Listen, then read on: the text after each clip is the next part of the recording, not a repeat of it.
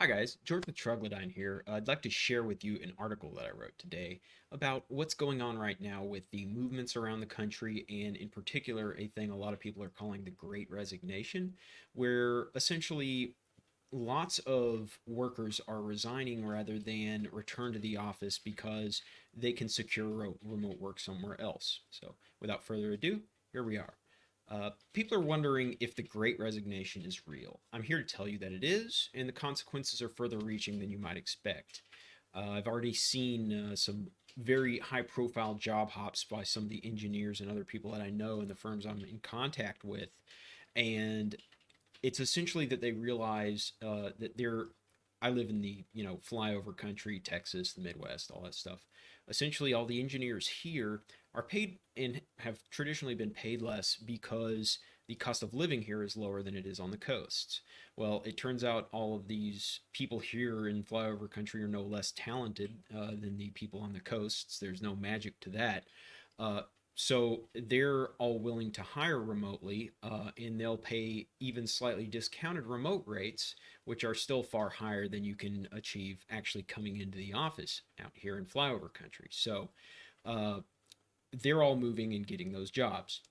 Anyways, so this is very similar to a phenomenon that's going on also, this mass migration of people from income tax states to non-income tax states, such as Californians moving to Texas and New Yorkers moving to Florida, right?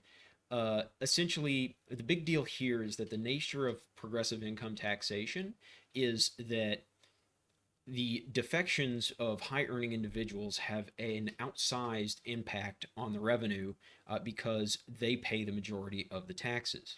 And it's the same with these defections at the firm, in that the people who are moving and getting these remote work jobs are the ones who are the most capable of actually doing so, e.g., the most skilled, most productive workers.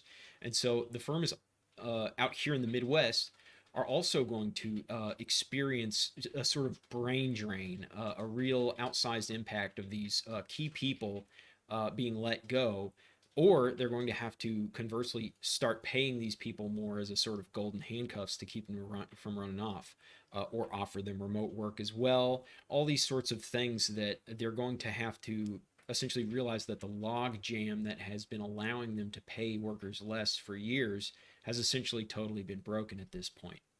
And the question is, why now, right? Why is this happening in this last year, year and a half? Well, that should be obvious. It's the lockdowns. Essentially, the things that keep us in our community, which is going to be things like restaurants, people we know, all this sort of stuff, that we enjoy, living life in a community, or say the fringe benefits you get at work, all these things that you enjoy, you could no longer enjoy.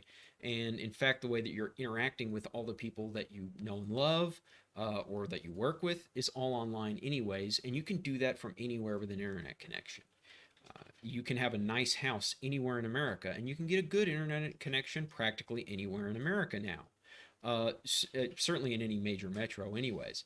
So since you can't really decide to live to maximize lifestyle and balance work at the same time, you can actually just say, well, I'm just going to maximize the income I can pull in and minimize the tax I pay out. And that's exactly what you're seeing in the general economy, is people moving to where they can minimize their taxes and maximize their income.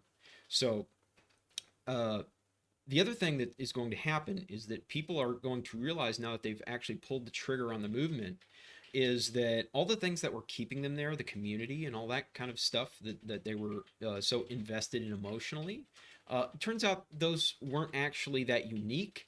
That you can actually get those basically anywhere as well.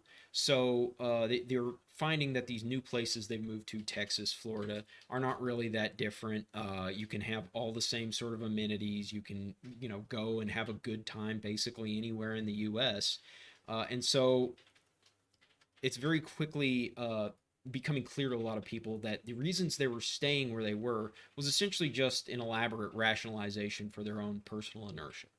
And so now that that is sort of coming to be a realization for a lot of people, there this is going to have a big going forward impact for firms, in that fringe benefits are no longer going to be the emphasis. It's going to be more about pay. It's going to be more about can I have a remote work sort of arrangement, those sorts of things. It's more about the firm getting out of the way of your life rather than facilitating your life in this sort of paternalistic arrangement that has been in vogue for the past number of years as startups had this idea of I want uh, missionaries, not mercenaries. Well, it turns out mercenary works out a whole lot better for the worker, and they're absolutely going to embrace that identity rather than being the missionary for the firm and committed to the cause and deeply integrating into the community around the firm.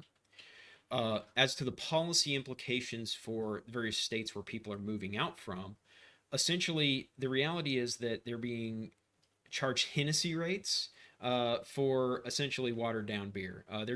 Once they've moved to places like Florida from New York, they start to realize that actually the differences in infrastructure are not really meaningful in your life.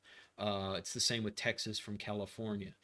Basically, you can live the same sort of life. You have the same level of state support and all that stuff, but you're not paying nearly double, triple, the taxes. So essentially, these coastal states, and especially the northern northeastern seaboard, are going to have to start realizing that the reality is they've been charging far too much and giving far too little to their citizens for quite some time now. And that if they want to arrest this movement away from people living there, they're going to have to do something about that. Now, I don't think they're going to, for a variety of institutional reasons. They're sort of incapable of adapting as quickly as the firm is going to adapt to this new reality. Now, this is not to say that the firm won't actually be pretty dumb for a number of years going forward as well and try to insist on people coming back into the office and so forth because they have a sunk cost mentality with regard to the buildings that they own and the rents that they're paying and stuff like that. And it'll take them a while to get over that and embrace the new model of the worker as mercenary, not missionary. Well, hope you enjoyed the video. I will see you all later.